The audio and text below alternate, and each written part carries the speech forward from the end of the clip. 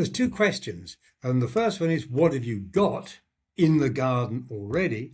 And the second question is, what do you want? I fell into the trap that a lot of gardeners do. I planted all of the things I liked, and then you realise, well, actually, they don't really work as well as I thought they would together, or they grow so quickly and overtake the place that you. So I'm actually busy now taking stuff out. Sometimes I'll look and say, that plant's totally in the wrong place. What you done, John? And I'll take it out and put it somewhere. So it does move, and a lot of plants are quite happy to move. They really are. Hello and welcome to another edition of our Love in Your Garden podcast. This is an opportunity for us to look back over the year with a couple of old friends. My co-host John Stirland, yes, and I was going to say our old friend David Stevens. Even older. Good to be with you both. Well, and great to have you with us as well. And for people who don't know who David Stevens is, renowned garden designer. I've lost count of the number of Chelsea gold medals you got. I think it was 22 or 11 gold medals, and that's right. That's it. 20 others. Something. Yeah, we don't worry too much. Let's start by looking back over 2025. I mean, we'll come to weather as a separate thing because it's been an extraordinary year weather-wise. What about the highs and lows for you? Starting with you, David. It's been a year for me full of interest, full of meeting new people. Gardeners World Live, which is always a good show, which I'm always at every year. And I tell you, the one I went to this year, which I really did enjoy, was the new Rutland Flower Show.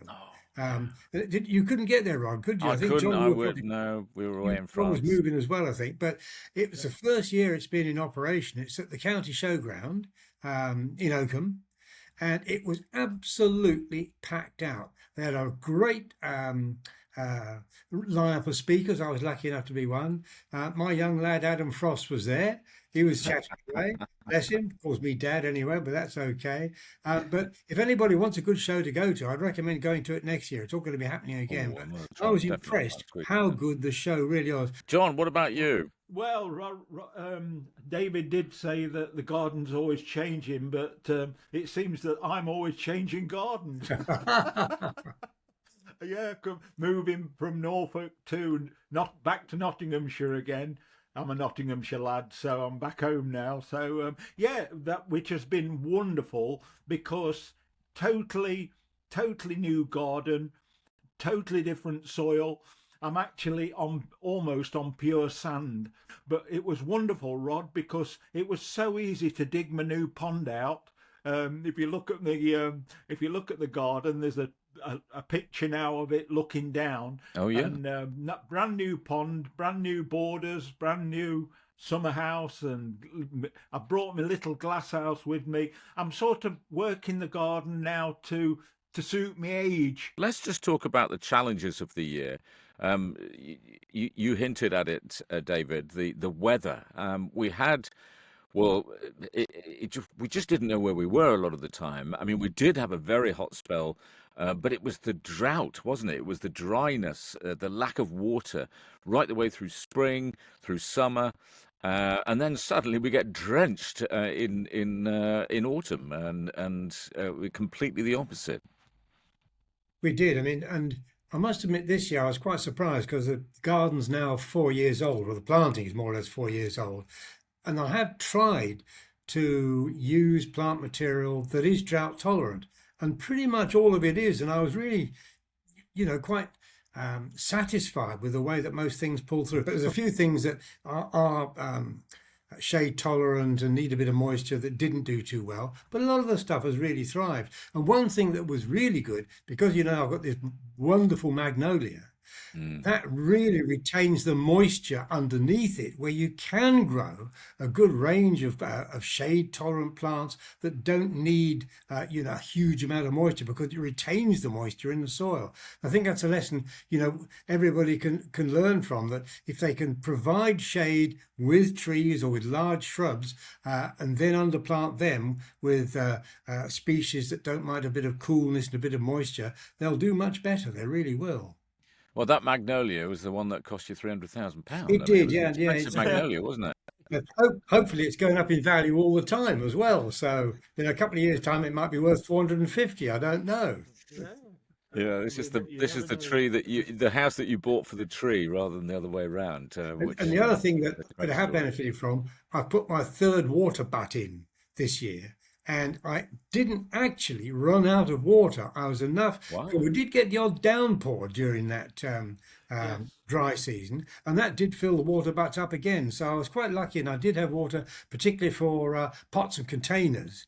And this year, I tell you what, this year I spent about, I'll mention the name. I went down to Morrison's, which is our local supermarket, and I think I spent £7.50 for the pelargoniums and some cosmos. I put those in, and by midsummer they were absolutely full. The pots, they really were. And you don't need to spend a lot of money, do you, to get No.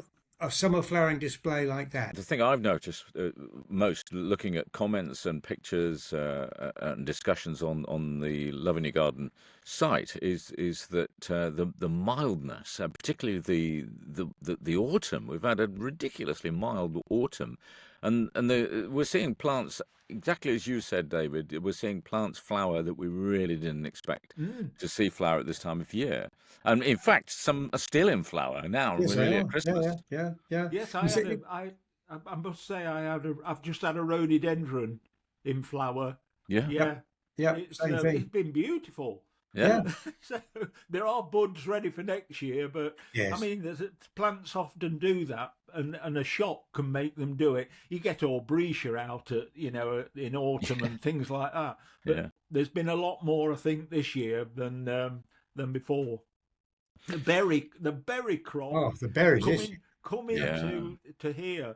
I mean, I live in an area called Berry Hill, and I'm so looking forward to seeing some waxwings coming because they're Yes. already in the country because it's getting cold in Scandinavia. Yeah. So yeah, they're already down towards Tyne and Wear, that area, and they work Okay. their way down the country eating berries. We've got a Amazing. fabulous Malus crab apple, and Yeah. I've never seen it so full of fruit. It is Is that absolutely Red laden. Sentinel, David? Sorry? Is it Red No, Sentinel? it's John Downey, Oh, actually. It's Ah, John Downey, is Yeah, it? which is another good variety. Yeah, And that's the blackbirds have just started to go onto it. The blooming pigeons have been onto it. The pigeons are onto everything. But yeah. You've mentioned a few plants, David. Are there any that particularly that have pleased you this year that you're well, very yes. Well, proud of? I went out in the garden this afternoon because it can be a bit of a difficult time, this early winter phase. Mm. And you'll see on the pics I sent over that one of the ones that's really doing its thing now is Viburnum bodnitense. And it is Oh yeah, absolutely, yeah, it's a big one too. You'll see it, it yeah. must be 20 foot high. It was one that was in the garden Wow. previous. It's down beyond the magnolia. And it is in full blossom now. It's stunning. Yep. Really, really is Yep. stunning. yeah, And Um, mine. of course, a lot of the evergreens are in flower now, and that's when they really start to show their worth. And I've got a big Euonymus Silver Queen, big one, must be 6, 7 foot high, and it's just Wow. for winter interest. It's awesome, really. And yeah. other one that I've put in this year as a reasonable size one, Pittosporum. People often don't think about Pittosporum. Pittosporum Yeah. tenuifolium.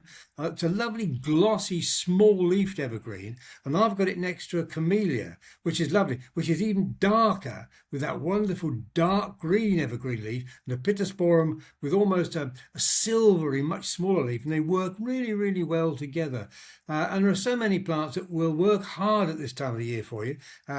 My Fatsia spider's web, which I got a Yeah. few years ago, before it got cheap. It was really expensive when they first came out, weren't they?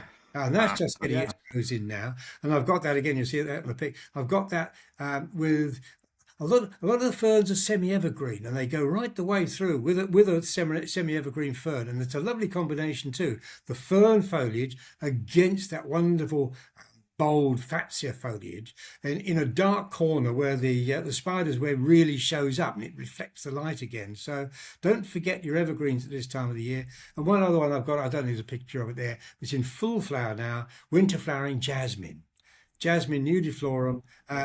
People say, Yeah. oh, it's a bit of a common plant, but tell you what, it's a really useful plant for a north-facing wall or border or fence Yeah. or whatever. Really good plant, and it's so cheerful this time of year. It brightens everything up, doesn't it? And Yeah. you can cut it, bring it in, and it's a good plant. Really, really is good. Yeah, So it's a tons good, of interest out there. David. It's a good plant, and it's a common and popular plant Yep, because it's so good. exactly. Yeah, I Yeah, mean, I love forsyth. Well, you got a forsyth here, yeah, yeah, because it's wonderful. It yeah. gives you that yellow, That's wonderful it. yellow That's it. early on in the year, which is what you want.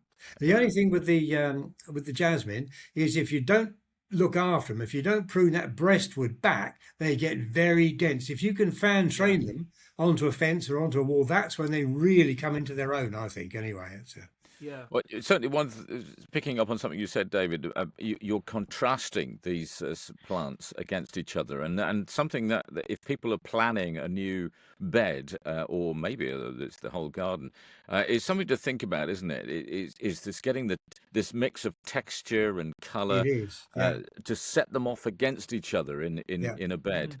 And if I'm doing talks, I always say to people, it's the floral arrangers that really understand how plants go together. Okay, they may be doing it on a smaller scale, but they're looking at shape and texture and form together and seeing how those various plants really work as a whole. And that's what we should be doing on a bigger scale in the garden. I often grow winter jasmine up a rose. I Yes. actually put one up my simple life rose so that when the leaves and everything, and I'd cut all the rose back, out came it was holding up the winter jasmine. So you got two plants in one place, which Brilliant. is great. One in summer and one in Exactly. winter. We've got a conservatory, and of course that goes out into the garden, and it's like sitting out in the garden. And I've made that into a little sort of rock garden, and I've got Oh, cyclamen lovely. coombe in Yeah. there. And I've put quite a few dwarf narciss. So I'm looking forward to all that. And I looked the other day and I come racing in and said, Shul, there's flower buds on the cyclamen coombe. So, so I've got Lovely. Neapolitanum early Yep. on, and then cyclamen coombe. And the thing about cyclamen neapolitanum, the some of the leaf colours are phenomenal on them. Beautiful. If you pick through them at a garden centre, you can find some really good marbled leaves as well. So looking forward to that. And I've got what else? So gentians. I put gentians in there. See whether they work or not. You know what gentians are like. They either love you or hate you. Yes. Well, So good acid soil, isn't it, for gentians, really? yeah, Yeah. yeah. Yeah. Well, exactly, Dave. That's what I've got. But Sand. the colour is just that blue is just something else, isn't it? Oh, It's a deep, it's a wonderful phenomenon. blue. Yeah, the blue of gentians and Mechanopsis. Yes, Mechanopsis is another one, but difficult to grow unless you're up that's north. that's what gardeners like, isn't it? I tell you, Yeah, the grass is always greener on the other side of the hill for the gardener, isn't it? You've got to try and do Yeah. something that's really yeah, awkward but and get but it's away a with it. yeah, but it's a challenge, David, It is, isn't it it, to is, yeah. try and grow them? Again, just because we've got gardeners of all different levels of experience Mm. be watching this, and I the things you're mentioning there about looking at texture, about getting that right blend of color, of texture, of different types of plants that work together. It takes a while, doesn't it, to really get a feel for that, and I'm at the stage now where I'm really starting to think about this a lot more than I used to. And of course, I fell into the trap that a lot of gardeners do. I planted all of the things I liked, and then you realize, well, actually, they don't really work as well as I thought they would together, or they grow so quickly and overtake the place that So I'm actually busy now taking stuff out Yeah. to really start to thin everything out so I can see where the gaps are and put the right things together. And that's going to be my project for next year. So let's So, talk about next year and this process of how gardening is just an evolution. It's never finished. no, it's not. And the trouble is, if you're a professional gardener, we're always fiddling with the garden, and there's always things we want to change and things we want to do. But tell you what, Christmas coming up, Rod, if you're thinning things out, pot them up. They're wonderful gifts for people. give them away. If you're splitting your plants or some of the plants now or moving them, stick them in a pot and, they're great presents. They really are. Yeah, I leave them on the front and just say Yeah, free. People come along and they're I gone love that. within half an hour. I'm always driving around. If we're anywhere, if there's something on a wall, you always stop. What's he got in there? And okay, they want a few bob for it, and so they should because they've grown the thing and No, potted it just on or whatever. But that's where you can pick up some really unusual plants very yeah, often as well. You really can. yeah. That's great. Yeah, always have an eye open for unusual plants and stop it as long as it's not on top of yellow line. Stop and pick some up. I don't plan too much. That it's basically evolved. Over the last few, we'll have a pond there, and I want me summer house so that I can just sit in the summer house, look straight into the pond, and watch the dragonflies coming out, Lovely. and that sort of thing, and see the candelabra primulas in the dampness, In the and boggy that's bits. that's Yeah. what to do. But sometimes I'll look and say, that plant's totally in the wrong place. What you done, John? And I'll take it out and put it somewhere. So it does move, and a lot of plants are quite happy to move. They really are, Yeah. and Yeah. that's what the one of the exciting things about. But I've also kept a little bit, just one place to grow a few veg as well. Yeah. Good. Well, you mentioned they're moving plants, and actually, we're coming up to a really good time to move plants around, aren't we? It is when The, it's. I the mean, dormant period. on days Yes. like, as long as it's not frosty, That's Mm. it. you can do it. You don't want to be putting any frosty soil around those roots. And I think this time of the year, always go down to the local, shed or garden centre and see what plants they've got in the Red Cross section. Because 10 to Yeah. 1, you get those and they'll be perfectly okay. Do you know what I mean? They Mm. really will. I've mentioned that choisia a bit ago.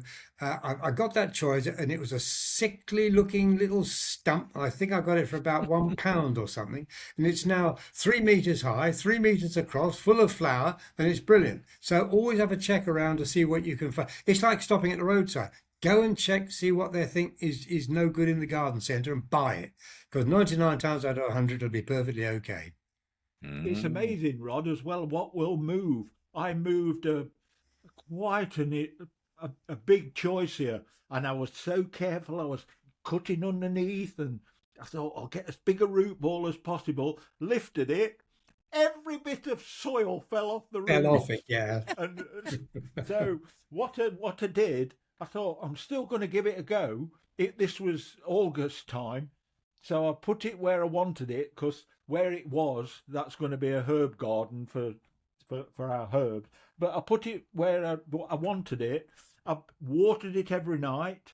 I gave it some water, and I made sure every night the foliage was wet. It's it's looking as though it's saying, you've looked after me all right. Yep. I'm going to keep going, and it's I think it's going to survive. That was a Tanat, just a Tanat, which I Yeah, love. But I've also got choice Aztec Pearl as well in the garden, which Aztec was Pearl's here. the one I don't like is Sundance I because don't, it David, I it look don't. it looks chlorotic. It looks really chlorotic. It looks like it's half dead, doesn't it?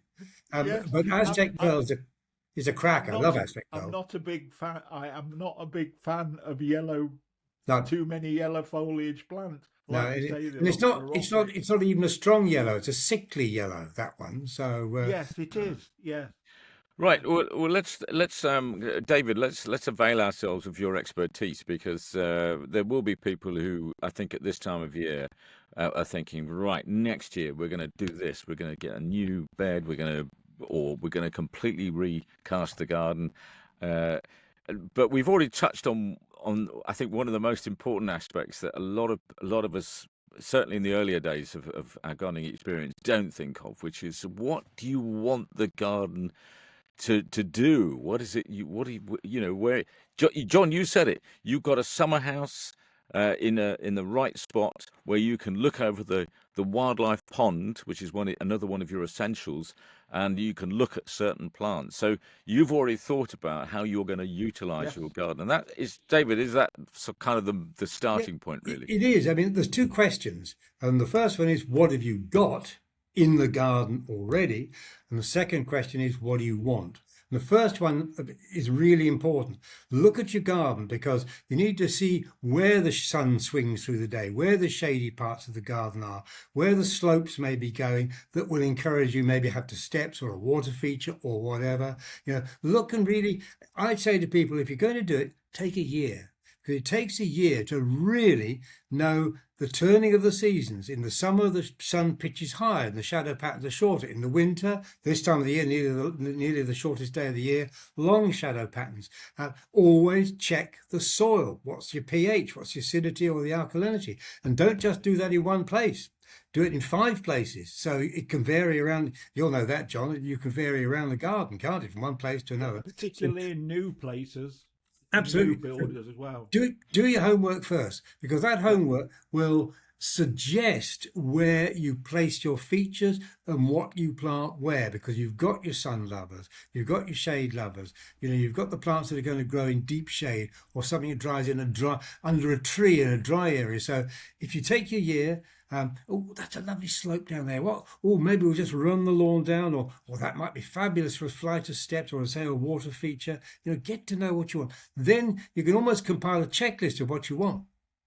And don't leave it up to the whole family. Kids are great at checklists. They say, well, we want this, that, and the other. Well, that's fine. You can always eliminate the things you don't want, but you'll home in on the really important features that you need. Because once you build a garden, it's quite difficult to change it. I know we can fiddle with it and that sort of thing. Aspect is kind of important, isn't it? Where's really, the sun really going to be at all times of the year? Exactly. So there's those 2 questions. What have you got? What do you want? And as you know, in my garden, we moved in, it looked great. Instead, I put a spade in the ground and half a spit down was solid.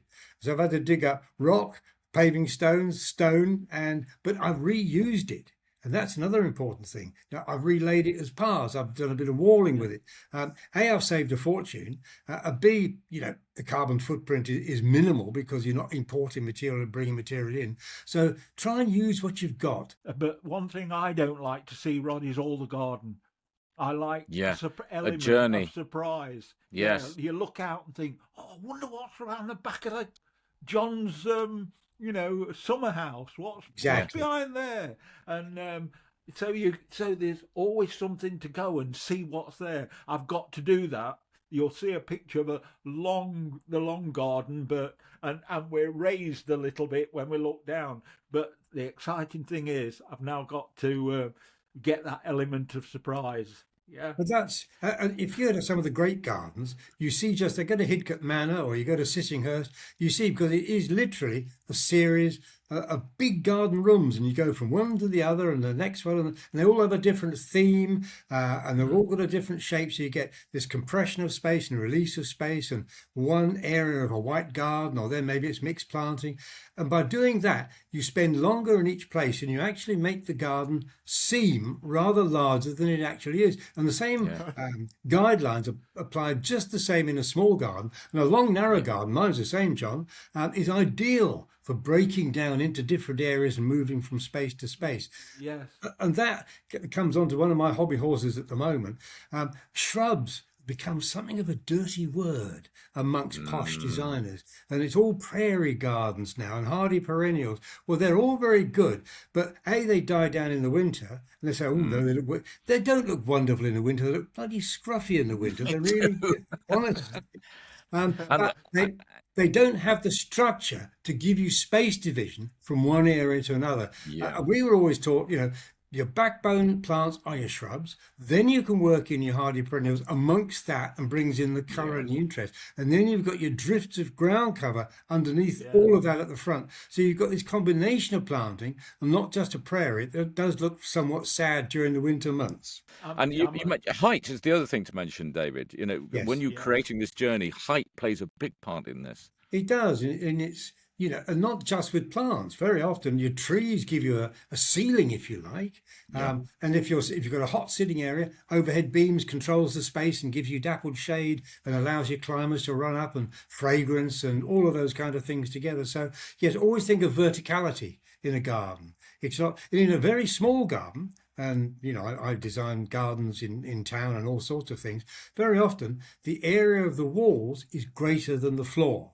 So use the Yeah, walls yeah, for climbers, absolutely. for planting, and for all sorts of things. You can hang pictures on them if you want, or picture frames and mirrors, and Mirrors, think yeah. about it, because that area of the wall can be really valuable. David, I totally agree with you with the shrubs. The shrubs is the backbone. Yeah. They're the first three things I've just bought Abbott's wood. Oh, potentilla, yeah, Yeah, yeah, yeah, and IVI, Escalonia yeah, IVI, yeah. beautiful, gorgeous, shiny foliage, and those Evergreen, yeah. white flowers. Oh, I love it. And I had an enormous spirea snow mound. And it was honestly, it was 10 feet tall. And Cool. I've had to prune that. And the wonderful thing, I could prune it with my hedge cutter. Yes, I've yeah. got Yeah, to do the yeah, final I do that pruning, as well. but Yeah, I've pruned it with the hedge cutter. yeah, No, but so, no, sometimes you have to take into account other members of the family, don't you? Because my wife, I've got a couple of spireas that I put in, and they're lovely. I mean, really yeah. lovely. Mm. Oh, But superb. look, you can have to move these because I'm getting wet legs when I'm walking down after it's been raining. When I'm walking down the path. Yes. No, it does happen. And the other thing, of course, with shrubs, and I've got one at the moment, I've got a big old Philadelphus that, again, we inherited. And it's all flowering at the top and the foliage. So this winter, I'm gonna have to really slaughter it back and just get it breaking again from the bottom, because it's a beautiful plant. And okay, it's going to take probably 2 or 3 years to start to get up again, but it's well worth doing. Otherwise, it's all lean and horrible at the bottom and stems, and you've Mm, got to cut that hard back, really, really hard back to get that new growth. And that applies to a lot of shrubs, doesn't it, John? It really Yeah, does. yeah. yeah. Yeah, it does. I mean, oh, you mentioned. Let's talk about those trees because people were talking about trees, and people think, "Oh no, I've got room for a tree in my garden." But you can get some really cracking small trees, can't you? Yeah. That as long as you keep them away from the borders, or don't grow them right on the edge of the garden, they can work wonders. And if you get in a small garden, a tree with a delicate leaf, so you don't want to have a broadleaf tree because that will shade things out too much. Yes, Um, sure. but in a medium garden, certainly any of the silver birch, because they're a delicate tree and they let the air and light filter through them. I love Amelanchier. There's Oh, Amelanchier so me too. canadensis, which is Gorgeous. beautiful because again delicate, and that pure white spring blossom is just Yeah, amazing. and then Um, the berries in the autumn. and berries in the autumn, and Yeah, good foliage colour in the autumn yeah, as well. Colours yeah, up yeah, well, and yeah. certainly for a small garden, any of the Sorbus family, again, Yes. good Absolutely, small David. garden too. And the mallows. There's tons of them that you can grow in a small Yeah. garden. Yeah, Yeah, autumn spire, Sorbus autumn spire, huberhensis. Yep. So I've got the orange and the pink berries all giving a big yeah. show at the moment in the back garden. So yeah, there's so many great little trees you can use, or just big shrubs. Yeah, But yeah. Which but I Amelanchier is really. Yeah, yeah, yeah, Yeah, yeah, I yeah, mean, yeah. yeah. in my soil, the acers of I like to say Acer palmatum straight outside the conservatory. Absolutely fantastic. It was growing right the way across, and I've had to cut the roots on one side. I waited till it was nearly dormant, and now it's tied to the fence, hoping to get some new roots growing out. Because it was just there was an enormous, great big conifer, and it would grown away. But it's looking great, and I love messing around with plants. And Pruning's my favourite. a lot of gardening is being bold. It's when people fiddle around with plants. It's like propagation, isn't it, John? If you fiddle about and you look at it and stick it in, be bold, get things in, cut things back, and 10 to 1. It's like moving plants. 10 to 1, you can move. You said it in August, which is totally wrong, but you can move things in the middle of August, and they'll be perfectly okay. You put them Yeah. in, you water them well, you stake it, and away they go. So You've got it's it's knowing what you're confidence. doing, Dave. Knowing what you're doing and look after them. Exactly. Look after them. Even talk to them. And Well, I was going to say Prince Charles, King Charles does, doesn't he? yeah, King yeah, Charles, Yeah, yeah, yeah, yeah. yeah, he does indeed. Well, listen, we could talk forever, yeah. but we've Absolutely. got Christmas to get ready for, and Well, whatever you're up to over Christmas, hope you have a fabulous time and you get some great gardening presents, some new secateurs, whatever it may be, and and then we're all set to go in the spring. And dare say Brilliant. we'll get together in the spring and come up with some more And ideas. at another exciting garden year then starting, isn't it? Yeah. Which is always great. Yeah, It really is. yeah. Oh, there's so much optimism, and our membership just goes balloons in spring as people suddenly start to get their enthusiasm back for And gardening. I always look at it, Rod, that if you get stuck into your garden, you don't need to be a member of any gym. No, No, well, absolutely that's right. true. Absolutely right. Yeah. It Yeah, keeps you fit and yeah, it it keeps does. you mentally safe Yeah, up Yeah. there yeah. as well. Couldn't agree Does more. you a Well, world of good. David Stevens, John Stirland, and myself, Rod Whiting, and Oscar, by the way. Yes, How Oscar. Oscar very rude I and introduced Santa. Oscar to Ho, you. ho, ho. Oh, We're wishing all members of Loving Your Garden, both the podcast and our wonderful Facebook group, then I hope you have a fabulous time over Christmas, and I'm looking forward to a very successful gardening year. All the very best. Absolutely. yep. Happy gardening. Yeah. Happy gardening, folks.